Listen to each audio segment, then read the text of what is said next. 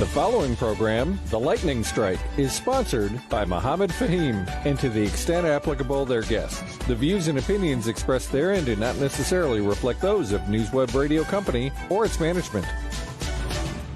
Get ready to be jolted out of the ordinary and into a world where conversations are charged with intensity and facts. The Lightning Strike Talk Radio with your host, Mohamed Faheem, broadcasting live from the heart of the city on Chicago's Progressive Talk Radio, WCPT 820 AM. Welcome to a radio show that charges through the airwaves with an electricity like no other. Here's your host, Mohamed Faheem. Good morning, Chicago, and welcome to the Lightning Strike. Joining me in the studios today are my good friend Ken DeLuke and Pastor Lawrence Blackwell Jr. joining us. And good to see both of you in the studio, gentlemen. And also today we have Tidy Pippins, our intern, as usual, taking pictures, doing all the good grunt work that needs to be done for the show. And you are welcome to call in any time in the morning today.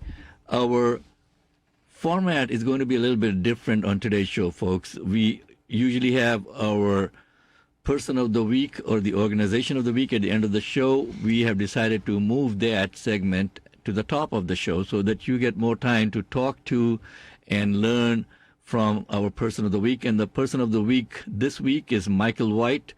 We'll be featuring him shortly. If you need to call in to talk to us, the number here is 773-763-9278. You know, Ken, what gets me? What's that? When I listen to other shows sometimes, they just run through the number to call in like so fast. At such a fast pace. Okay, by the time you get to just look at the number or dial in, you've lost the number. Yeah, So, folks, it takes time to text it while you're driving, too, into your phone. oh, yeah. Right? Oh, yeah.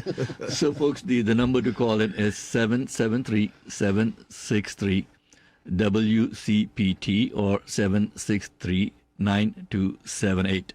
And morning rant today is going to be about bait and switch by car dealers. Mm-hmm. I mean, this really teed me off yesterday, guys. We make an appointment with a car dealer to go check a car out that they had advertised on their website. And without taking the name of any dealers on the air, they do say that when you do the math, you choose, who I'm talking about now. So I tell this guy on the phone that, listen, let us know if that car is sold before we drive out 45, 50 miles to come to your dealership. Oh, yeah, we'll let you know. Okay. 4 o'clock is our appointment. We show up over there. Guy sends me a text and an email saying, are you guys there? Oh, yeah, we are here. Salesperson comes out. And by the way, they are no longer any car salespeople. Did you know that, Pastor Blackwell? I didn't know that. No, sir. They are not salespeople anymore. They are, quote unquote, I'm the product specialist. Okay. So they're trying to rebrand the used car salesman as a product specialist, folks. And that is so funny and not so funny. Okay. So the guy comes out and says, I'm the product specialist. I'm going to take care of you. Okay. What about the guy that I talked to on the phone? Oh, no, he only does the appointments for our, web and all that. So about 15 minutes into the product specialist knowledge of the car that we were there to buy, and we wanted to buy that day yesterday, okay? Mm-hmm. We're not just looking at the car. The guy suddenly turns around and says, oh, shoot, we just sold the car to someone else. Really? He says, yeah, it just got sold. I'm like, so why did we drive out all the way over here? He says, I'm so sorry, it's out of my hands, but I can get you into something better at a great price. Yeah. Okay, you're looking at a 2019. I got a 2021 here for you. It's just about $2,500 more for this. Okay. Come on, folks. Get real. Please do the math and don't jerk people around like this, guys. This is not the right way to do business. It's bait and switch, pure and simple. And I got emails from you. I got texts from you saying, are you in the dealership? the car is there, and then suddenly your salesperson says, I can get you into something better. Yeah. That sucks, for lack of a better word. And with that rant, I'm also going into the second rant of the morning. And this is about something that we have been talking about in the previous two shows. And we were talking about campaign reform and term limits for our elected officials. So if you are following the news, Senator Robert Bob Menendez has been doing some headlines now. Ken, what were the headlines about? What is Mr. Menendez been doing?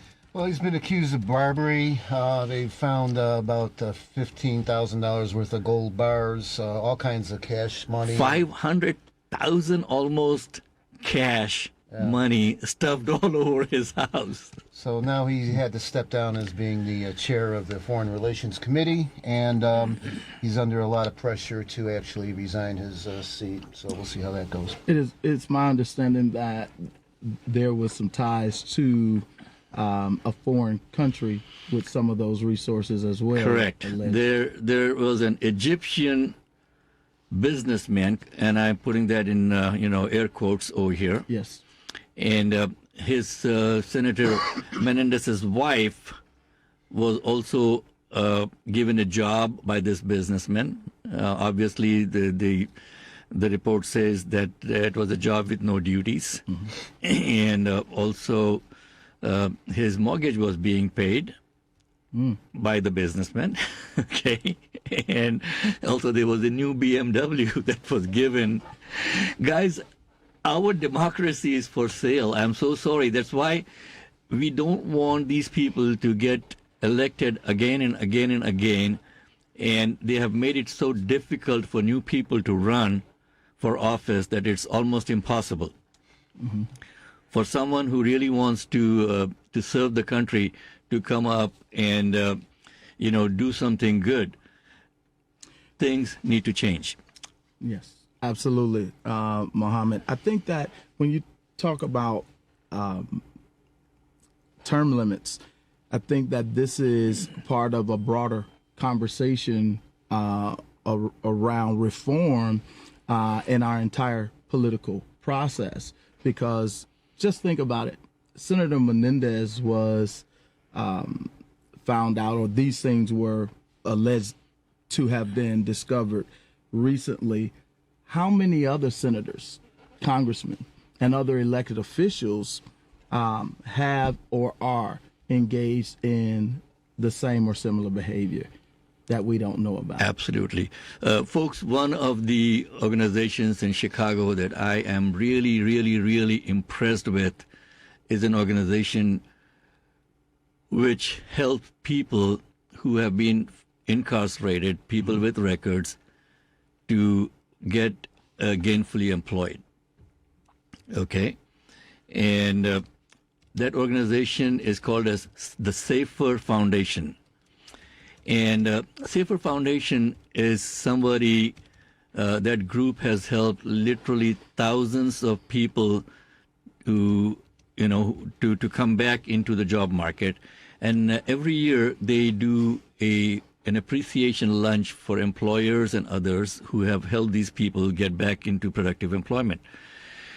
And before the pandemic, I was at one of the lunch for the Safer Foundation, and we were sitting around, and someone made a comment that the people that are in the audience, 80% of them must have done something wrong in their life.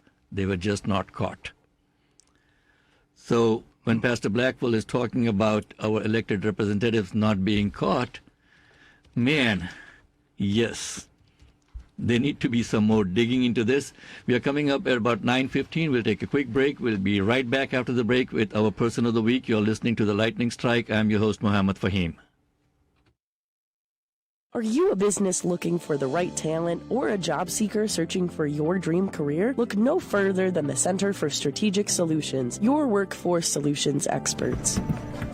Our experienced team at the Center for Strategic Solutions is dedicated to connecting employers with top-tier talent and helping job seekers find opportunities that truly align with their goals. You're hired. We're more than just consultants. We're your partners in success.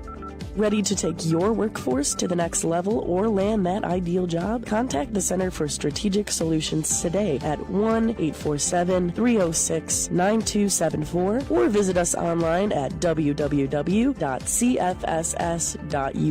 The Center for Strategic Solutions, your bridge to a brighter future in the Windy City. The number to call is 847-306-9274 or send us an email at info@cfss.us. That is info@cfss.us.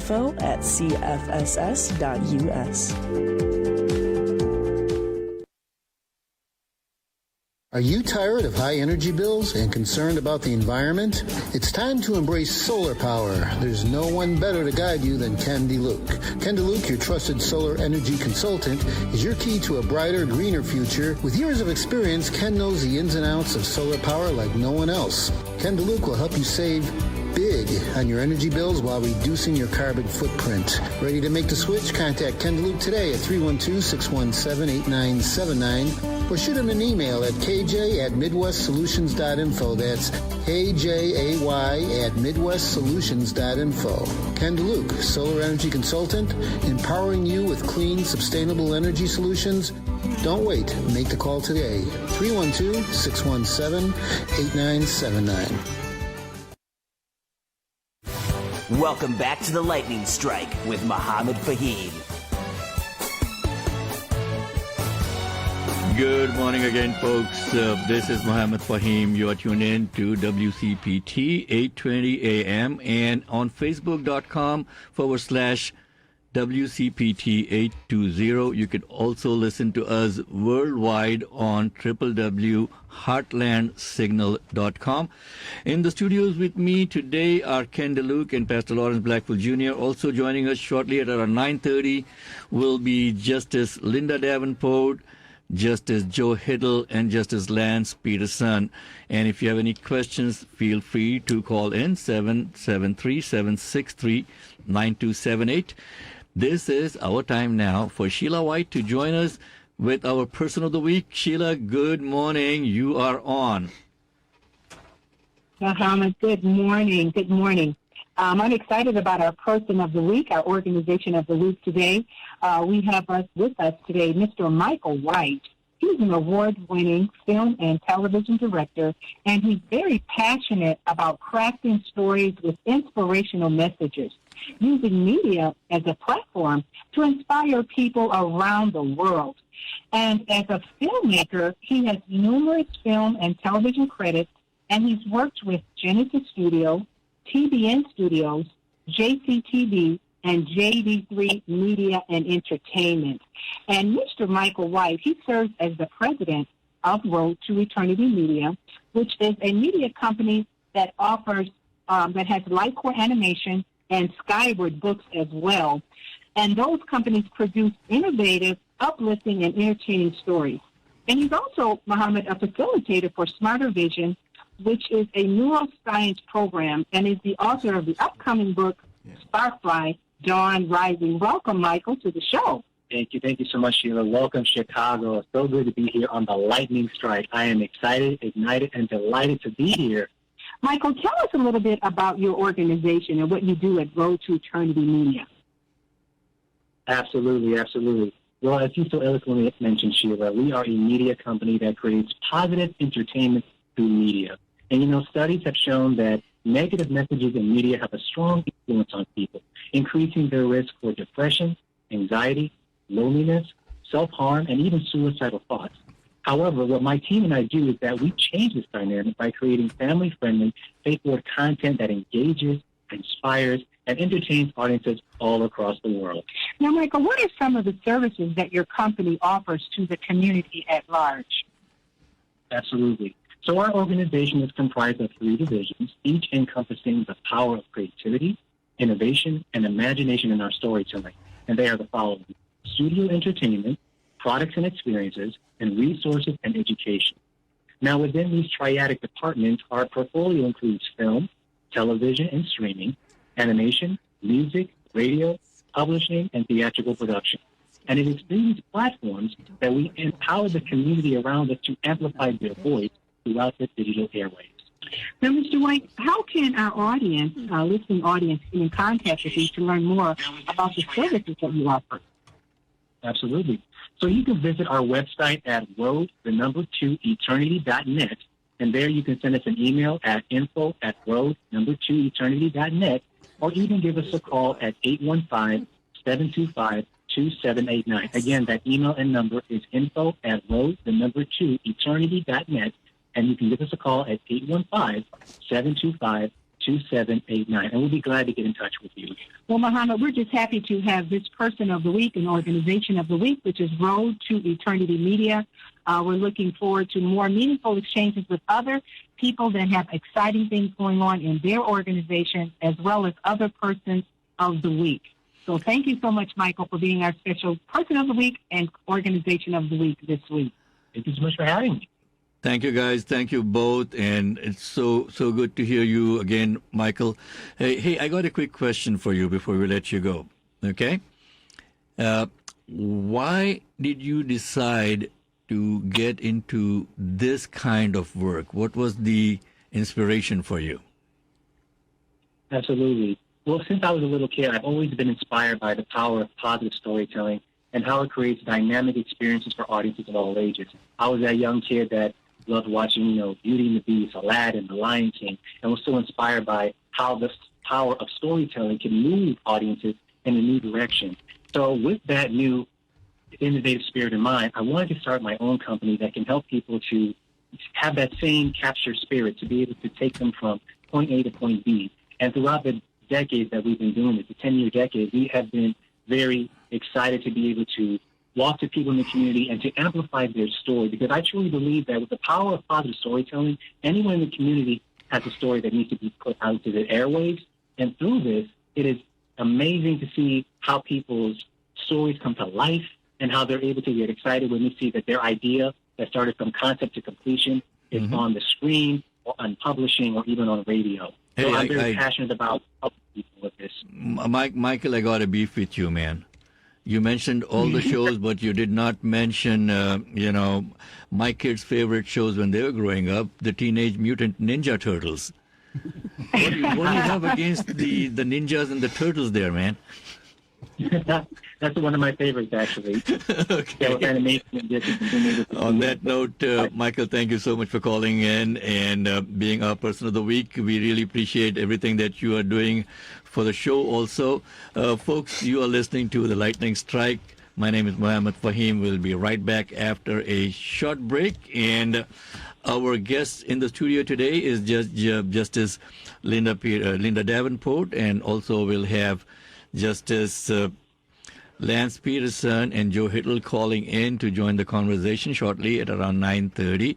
Stay tuned. If you have any questions, feel free to call us at 773-763-9278. Also, I see that Patricia, you are watching us on Facebook. Thank you so much for watching. Our intern, Donahi Sanchez, is monitoring our Facebook feed today. So Donahi would be monitoring and answering and responding to you guys. If you have any questions, feel free to reach out to us on Facebook, or you can call us here at 773-763-9278. We'll be right back after a short break. Planning to lay off employees is never easy. Discover the Center for Strategic Solutions, your trusted partner in outplacement services. Are you a company in transition or an individual seeking a new opportunity? Our Chicago-based team specializes in providing personal outplacement services to employees. At the Center for Strategic Solutions, we're not just consultants, we're dedicated to your success. Ready to navigate change with confidence? Contact the Center for Strategic Solutions today at 847-306-9274. Visit us online at www.cfss.us or email info@cfss.us. The Center for Strategic Solutions, empowering employers and job seekers for success in the heart of Chicago. Are you tired of high energy bills and concerned about the environment? It's time to embrace solar power. There's no one better to guide you than Ken DeLuke. Ken DeLuke, your trusted solar energy consultant, is your key to a brighter, greener future. With years of experience, Ken knows the ins and outs of solar power like no one else. Ken DeLuke will help you save big on your energy bills while reducing your carbon footprint. Ready to make the switch? Contact Ken DeLuke today at 312-617-8979 or shoot him an email at kj@midwestsolutions.info. That's KJAY@midwestsolutions.info. Ken DeLuke, solar energy consultant, empowering you with clean, sustainable energy solutions. Don't wait. Make the call today. 312-617-8979.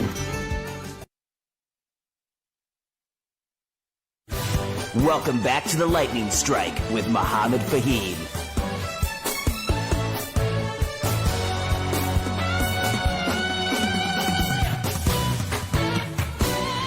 Good morning, folks, and welcome back to the Lightning Strike. I'm your host, Mohamed Faheem. With me in the studio today, Ken DeLuke and Pastor Lawrence Blackpool Jr.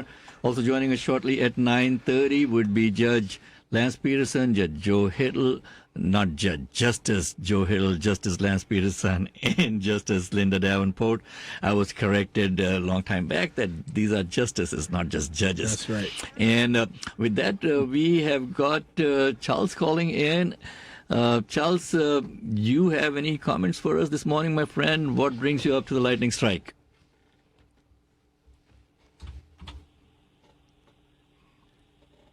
Okay, I think Charles will be joining us in just a couple of seconds.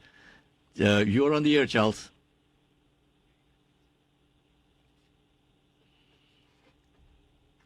Okay, I don't hear, so maybe you're having some phone issues. If you could please try calling back. The number here is 773-763-9278.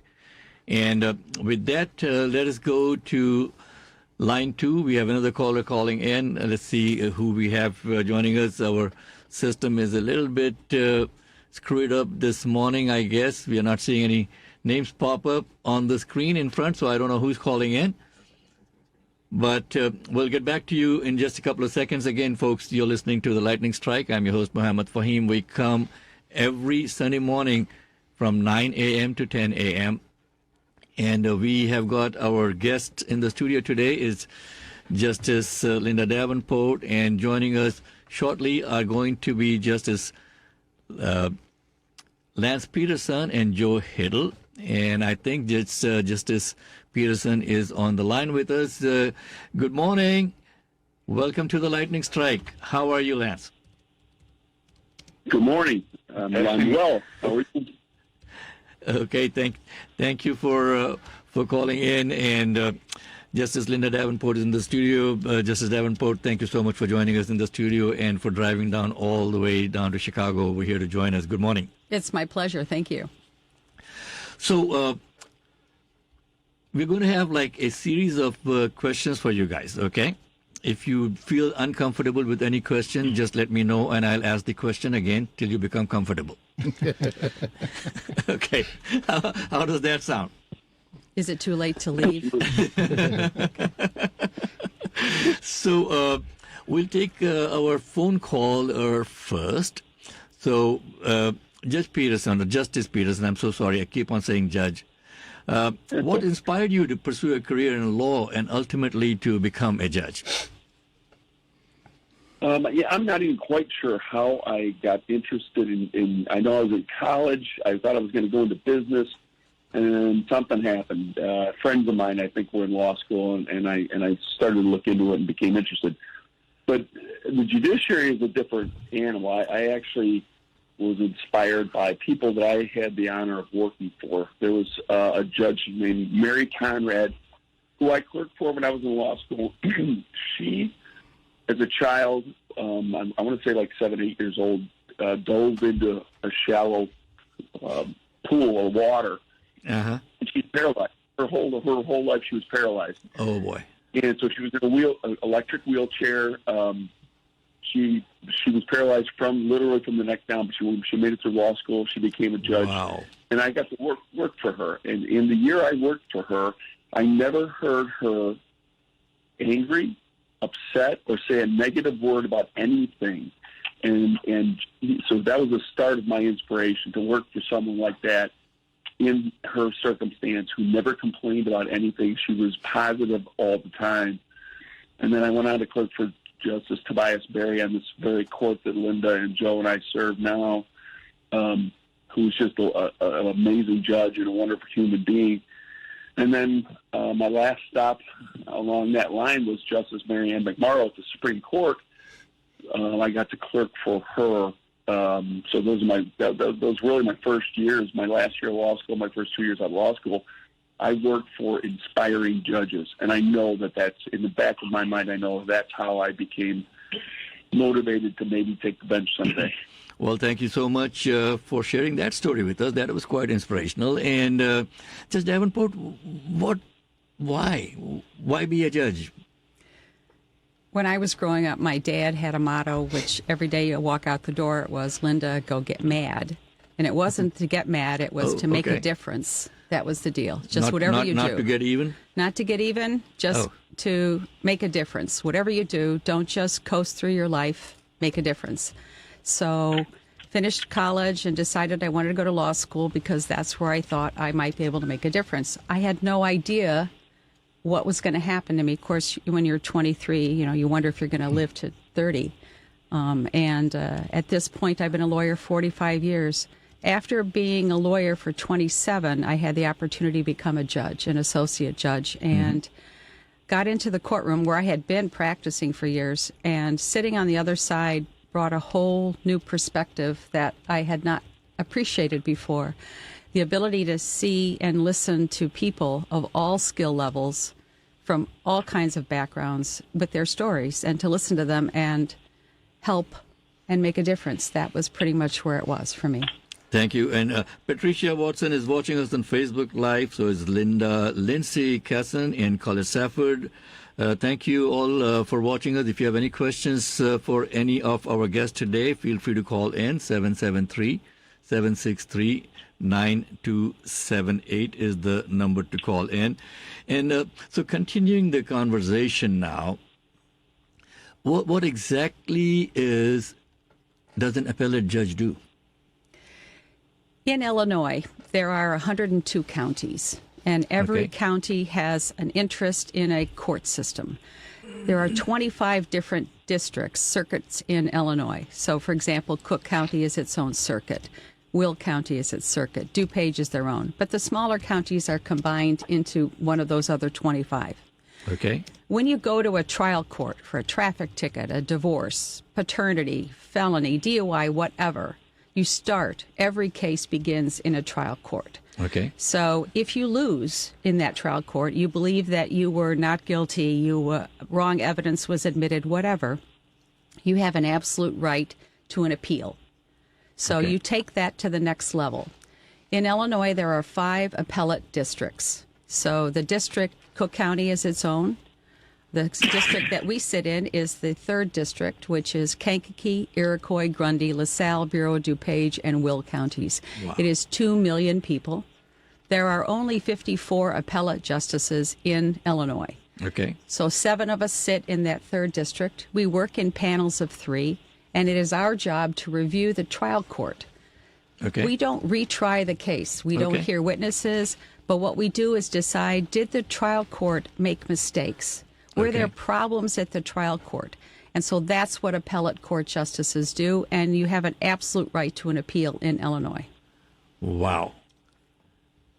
So I think Ken has a question for you, but before Ken, you get to ask your question, Jennifer Barron has got a comment on Facebook. Jennifer, thank you so much for saying it's a great interview. And Lindsay also says so informative. So I owe it to you and to Judge Peterson for being informative. I'm just the guy who's asking the questions. Ken, you had a question for our judges.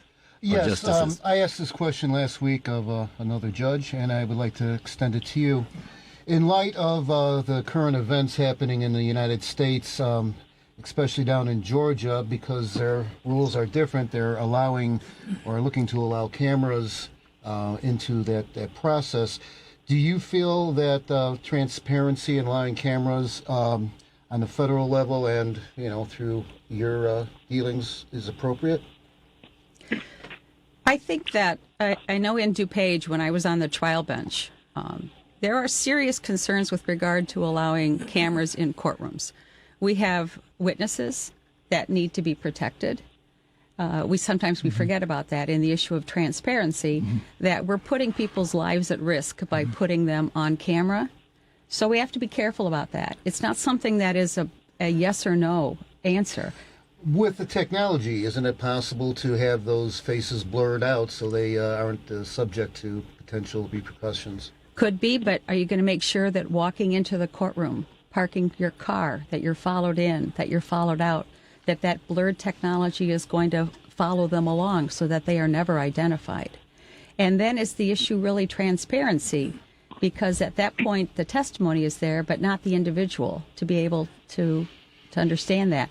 So I'm concerned. I'm not saying that it's not something that can't be overcome, but based upon where we are right now, I think the transparency is available to every citizen who has the right to walk into a courtroom and to watch a trial. So there's no reason that you can't pick up, get up, drive your car, and go watch. Okay. And Chantel Porter has made a comment over here on our Facebook feed that the court system is so important. Thank you. Folks, please understand that the judicial system is our first line of defense for the safety of our communities, for safeguarding our civil liberties also. So it's very important that we pay attention to our judicial candidates on the ballot. Last time when we had another judicial candidate in our studios, I made the comment that the judicial appointments or candidates should be at the top of the ballot, not at the bottom of the ballot. And it is so important for us to understand, number one, please go out and vote. In Will County, where I live, in the last consolidated election, the voter turnout was less than 19%, 18.8%. Folks, we are letting the tail wag the dog over here. This is extremely important that we go out and vote and select or elect the right candidates who represent our values. And we do have a caller on the line. Let's see if we can pick up the caller. And Justice, do you mind answering a caller's question or not? It depends. It depends. Yes. Okay, let's see. What do you have? You said you have a comment. If you can please go ahead. Mohamed, this is Joe Hettle, if you can hear me. Oh, Joe. Justice We're not Hettle. answering his question. No. we did not get your name up here on the screen. So thank you so much for joining us. And no, the show's going great. I've been listening since about 9:25, but for some reason nobody wanted to let me in. Oh boy, see? That gives you an idea about how powerful the media is. Do you think just the justices have power? No. Well, thank you for letting us join you. No, you're more than welcome. You're more than welcome. In fact, I was talking to Justice Davenport before the show started that Ken and I also have a podcast that you're welcome to come on, that we can dive into things in more detail. We can go about an hour on the podcast. So I would like to invite you, all three of you, to join us on the podcast. It is The Turning Point Podcast. So if you go to the web, you can check some of our older past, previous podcasts. It is theturningpointpodcast.com. And we'd like to invite you all to join us on the podcast later on as the campaign progresses. Thank you, Mohamed. You're more than welcome. So, Hey, Mohamed? Yes, sir. This is Justice Peterson. Back to that last question. Okay. Because about cameras in the courtroom, there's a whole process set up that is almost like a vetting process that Supreme Court rules have. The local media puts in a request. That request is reviewed. Obviously, there are the concerns Justice Davenport raised are part of that process. But the bottom line is the cameras are allowed in the courtroom once that process has been thoroughly reviewed. Each circuit has a point person who takes those requests. And I actually had, during COVID, I had a homicide trial, murder trial, and we were able to broadcast it live on YouTube with the cautions in place at certain times when it came to witnesses. So the bottom line is there is a process for the public transparency to see and have cameras in the courtroom, and it's in place. The Supreme Court rules have been there a while. So it's not like there's no chance or we don't get a chance to have cameras in the courtroom and have the public be able to watch. It's there, but it's a very cautious vetting process. But it happens. It can happen. Okay. Patricia Watson has got a comment on our Facebook feed. I'm looking at it. First off, she's appreciating you, Judge Davenport. She says, excellent points from a very wise woman. I also take issue with the home addresses of any sitting justice being published and having to be made public. Any comments on that from you, Joe? Mohammed, I actually am on a committee, or have been on a committee for some time, court security and privacy. There is an act here in Illinois which allows judges and retired judges now, after some lobbying was done, to petition to have their home information sealed, basically. So it can be taken off any public filings, but also to sweep it off of the internet. I've got mixed feelings on that. Right now, as a candidate, we're about as public as we can possibly be, giving information out constantly to anybody who will take it and who has an interest in us and our campaigns. But there have been so many instances lately, unfortunately and tragically, of people attacking judges, in particular New Jersey. And then Judge Lefkow here in Illinois some time ago, and both of those judges spoke recently to us at our Judicial Education Conference. And, you could hear a pin drop, obviously, as they relayed their stories. So there is a real balance between being part of regular society and having some protections for those who are misguided and dangerous and unable to deal with the court's rulings. So, folks, there's been some criticism from a couple of people that we started the lightning strike first weekend of September 3rd, and this is our fourth show, and in almost every show now, we have had somebody who's either a sitting judge or someone who's running for a judicial position as our guest. And people are like, why are you bringing these candidates? And I'm like, it is so important for us to understand that our legal system, and I keep on repeating it, is our best line of defense against, the crazies out there. And that is why we wanted to really have so much focus on judges initially. We have had a lot of other candidates who are running, wanting to come on the show, and I'm like, later on. Judges are very important for us. Following up on what you were just saying, Joe, in your professional development and continuing education, how do you stay updated with the latest legal developments, ensure that you continue to grow professionally as a judge? Well, probably our main source of continuing education is what we call EdCon, just our educational conference. I'm sure there are a lot of people that call it EdCon in whatever profession they're in. But it is something that we do every 2 years. But we get together, and that's what's really unique about it. There are approximately 1,000 judges in the state of Illinois, and half go to this conference 1 week, and the other half go several months later.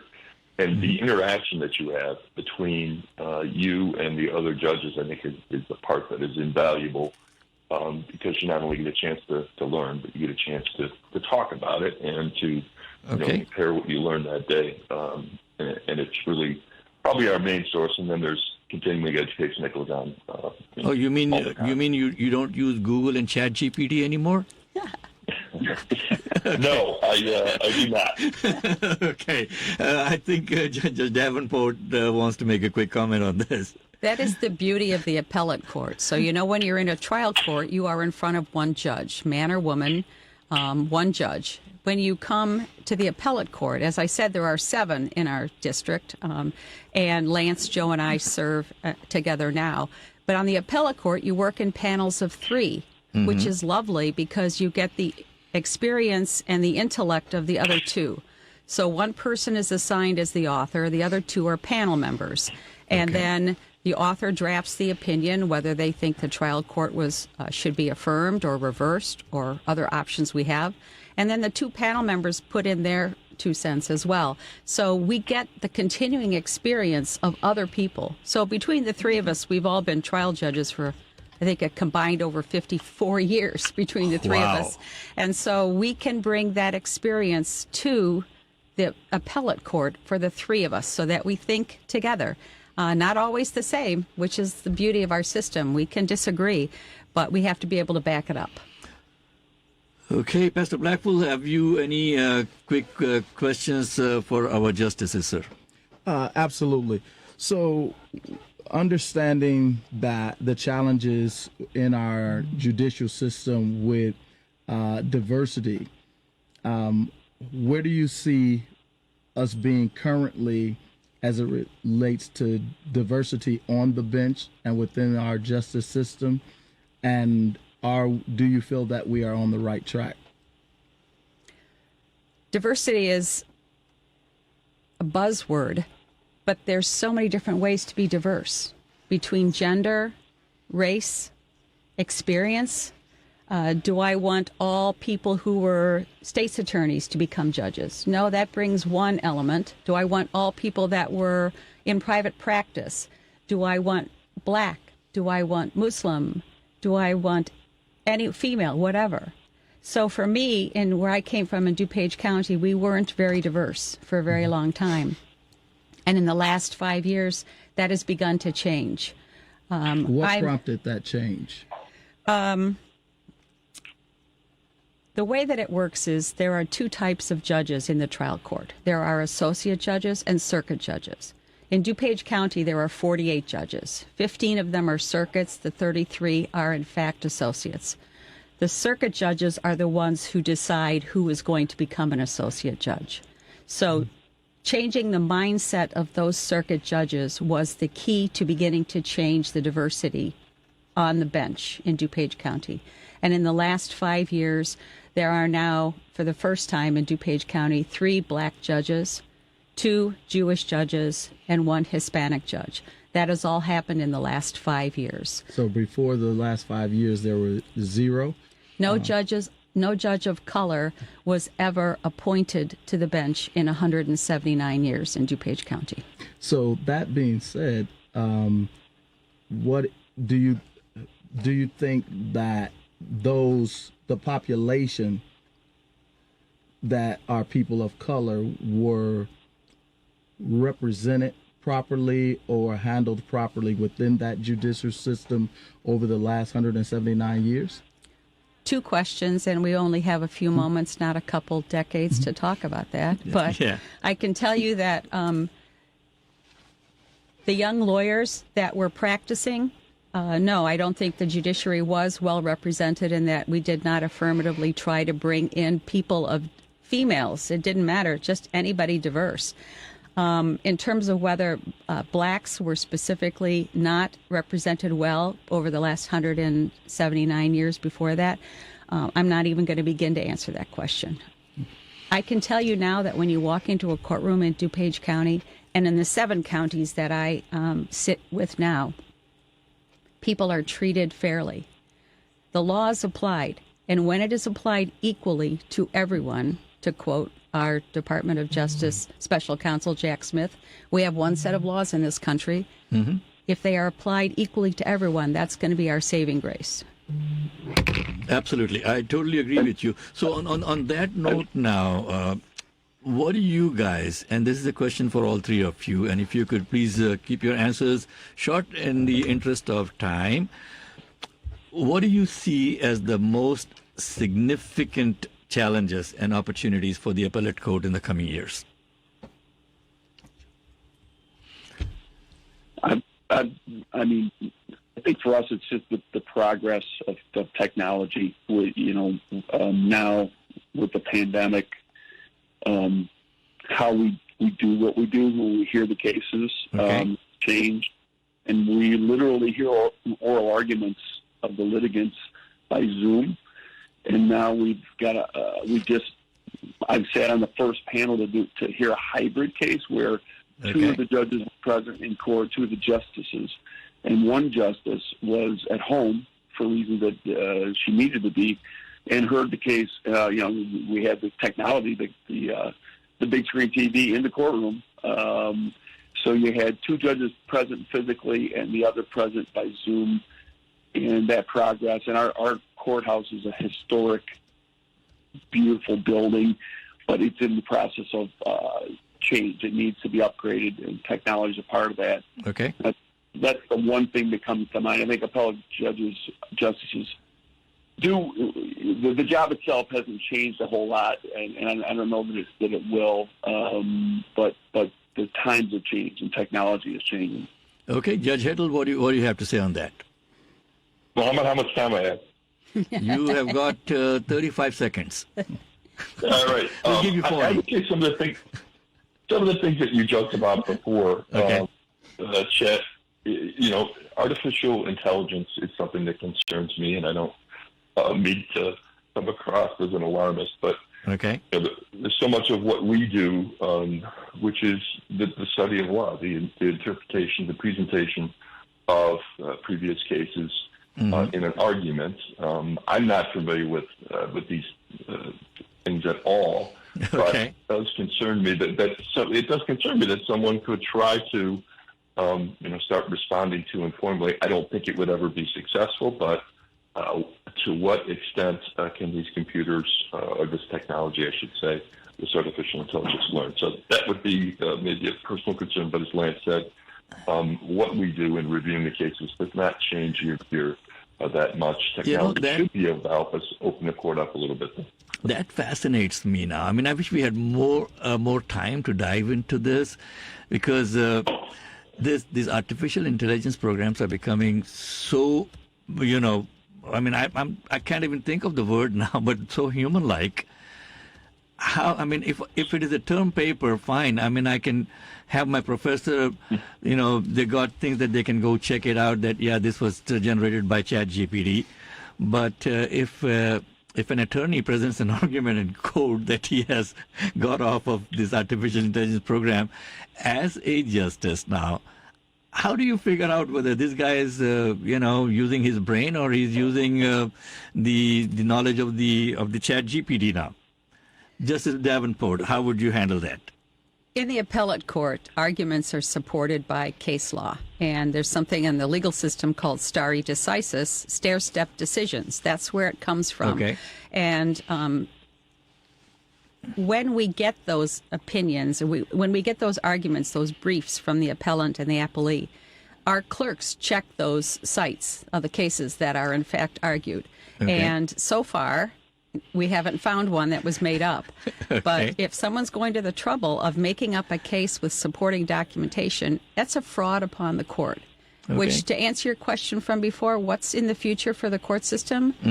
Regaining the trust and the interest of the voting public. Because, as you said, judges are your first line of defense. And I would say we are the last line of defense. Okay. Because the bottom line is that we don't make the law, but we enforce it. And we have to get people realizing how critical it is to vote all the way through, as you said, to the back of the ballot for the judges. Because when we don't, bad things happen. Now, we got a few minutes to finish off. Can you talk about a particular case that was very fascinating for you, that you would remember? Justice Davenport. Years and years ago, as a trial judge, you hear cases involving children. Those are the ones that I think keep us all up at night, making sure that what we're doing protects the child, protects the relationship between the child and the parents. And those were the ones in general. I'm not going to specifically tell you anything more other than when you're coming in front of a trial judge and you are fighting over your children in a divorce case, which was what this was. The hardest cases are where both parents love their child. It sounds silly, but when they are both good people, both fighting for what they believe in and what they want to have happen with your children, it is hard for the judge to decide where those children should be.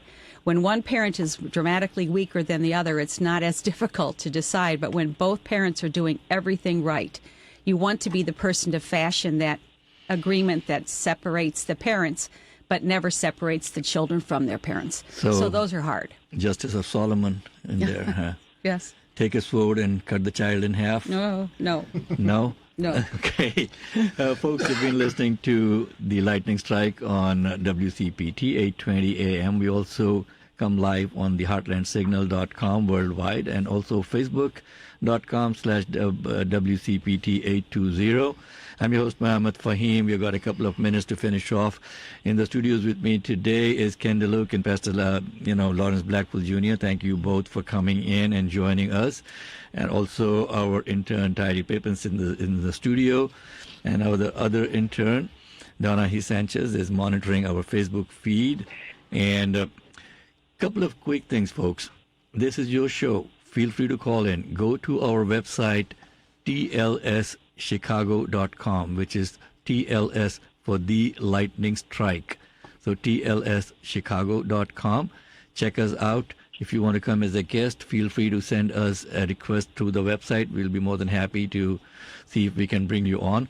Our person of the week today was Michael White, who is a producer, writer, and overall social media experts. We have got 2 calls that we can take real quick for about 30 seconds. Thank you for calling in. And we've got 2 callers. Let's finish off the show today with caller number 1. If you could please connect them. Thank you. You're on the air with Mohamed Faheem. Peace be with you. How are you today? Doing pretty good. We have got 30 seconds before we finish off. Okay, I was just going to say real briefly that one of the primary concerns in custody fights is that there was a time when you didn't have to deal with custody. The parents just loved their child, and they didn't need an outside source to tell them to take care of their child properly. Okay, thank you so much. I think that's about 30 seconds. Thank you so much for your comment. And I think it goes back to how society has evolved, society is changing, and I think a lot of it has to do with social media and people trying to fight for rights when the right thing would be to fight for the right thing for their family and for their children. And on that note, folks, we are going to be signing off for today. I'm your host, Mohamed Faheem, signing off on the Lightning Strike. We come every Sunday morning from 9 to 10 a.m. on WCPT 820 a.m. on Chicago's Progressive Talk Radio over here. Thank you very much for listening in. See you again next Sunday.